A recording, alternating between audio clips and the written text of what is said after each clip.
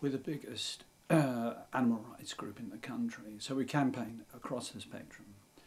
There is an animal rights doctrine, if you like, which is quite mature, and it's about struggling on behalf of animals for their right not to be systematically abused and molested, mass-produced and killed, etc.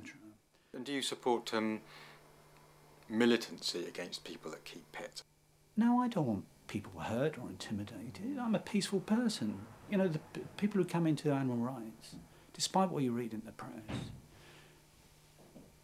they're driven by a sense of the pain they feel over exploitation and cruelty. That's what drives us. We've shown enormous restraint now that we're supposed to be terrorists. The modern animal rights movement is over 30 years old. We've killed no one. I was reading about your supermarket campaign, and I mean, what's the background to all of that? I mean, how did that all start? Well, somebody approached us, a contact, a supporter, I think, from Wales, and she was distressed. She sent us some ads with pictures of puppies that have been posted, you know, on the notice board of her local supermarket.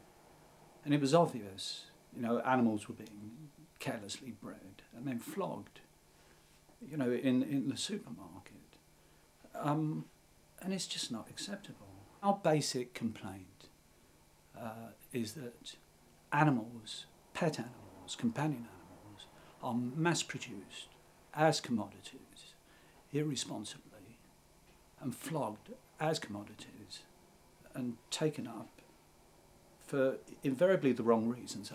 When we spoke on the phone, I think you said that pet keeping was like a slave culture. I mean, do you really believe that? I mean, animals are owned, they're bought and sold, they're bred like slaves. Now, there are many slave owners, or a proportion of slave owners, who were generous to their slaves. And the slaves would have acknowledged it. Then you got others that beat them and neglected them.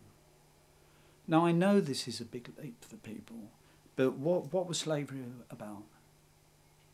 It was about the trading in sentient beings for the delectation, for the convenience and the advancement of the people who own them. There was money in it. That sounds like the pet trade. I can hear people visiting your site, if they're bothering to watch this, thinking this is a step too far. People can enjoy animals. They can enjoy the company of animals. They can have them in their homes, go out for walks if they're doggy type or whatever. But they don't have to buy them and prop up businesses that trade in them. I'm a person who enjoys the company of animals.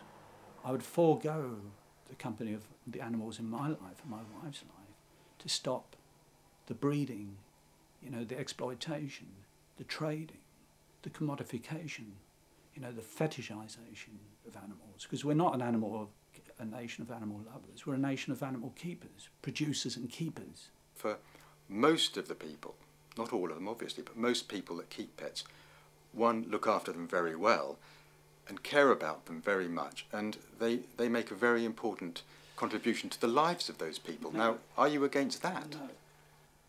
If a person purchases a pet, they're contributing to the problem you just set out. Thousands and thousands of animals in rescue centres, because whether or not they look after the animal, they're propping up a system that commodifies animals and produces surplus. Everyone listening to this debate, if they've got an animal, if they're going to get another animal, it should be from a rescue centre. And then we can talk about the ideology. If you had a choice, would you stop pet keeping? I would stop the breeding of animals, for pets, certainly. Well, if animals weren't breeding, there wouldn't be any pets left, would there? I mean, if I thought that was going to happen, we'd have an urgent conversation about the ending of dogs, cats, hamsters. It's not going to happen quickly. If it did, the unborn dogs and cats and hamsters aren't going to mourn for the life they didn't have. It's about what people want and desire.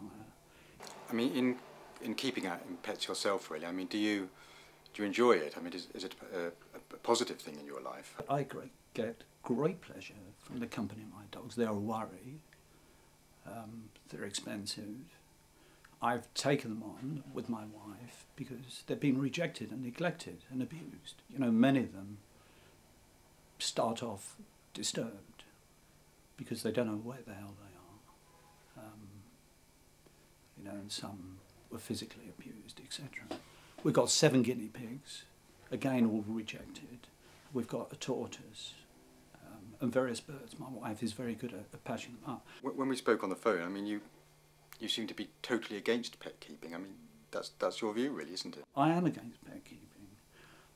What I'm for is people who have a concern for animals, a sensitivity, to take on the thousands and thousands of dogs, cats, rabbits, you know, hamsters or whatever, that are abandoned every year and desperate for a home.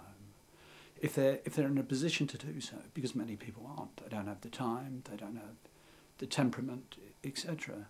But if people are in a position to take on an animal, go to a rescue centre, don't pay someone, and in so doing encourage further breeding, because when you do that, you're buying into a system that disposes of thousands and thousands of animals every year. You know, thousands. The RSPCA come out with figures, you know, routinely about the thousands and scores of thousands that are dumped with them, and thousands of healthy dogs and cats and other animals are killed every year because there is no home for them. So why are we breeding more?